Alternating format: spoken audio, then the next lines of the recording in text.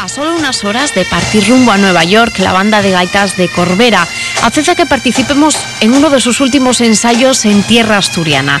Elegimos para la cita el entorno del Cabo Peñas, uno de los paisajes más espectaculares de la geografía asturiana. Eso sí, cuando está en calma. Las inclemencias del tiempo sufridas a principios de semana no nos dan tregua, así que el grupo decide que presenciemos el ensayo en las escuelas de Biodo. Cualquiera diría que en unas horas les esperan 8 horas de viaje. Ni el temporal ni los imprevistos frenan a la banda, que ya a techo nos ponen antecedentes. Este iba a ser el cuarto año que vamos a estar en Nueva York, en el desfile de San Patricio, y el 247 desfile. Este desfile ya más antiguo que la propia independencia de los Estados Unidos.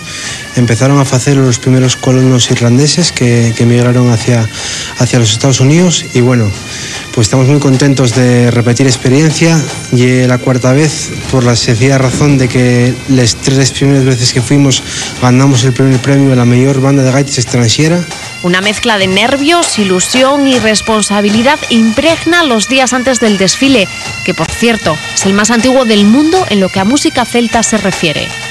Más que nervios hay ilusión por todo lo que conlleva, porque y una responsabilidad muy grande representar a Asturias en Nueva York. Mucha gente aquí no se da cuenta de lo que representa ese desfile, ¿no? Ese desfile también pues unos 2 millones de personas en directo, o sea, en directo, in situ, en la Quinta Avenida de Manhattan. Desfilamos de la calle 42 a la 78, y unos aproximadamente 50 millones de personas por la televisión, ¿no?, que se emite.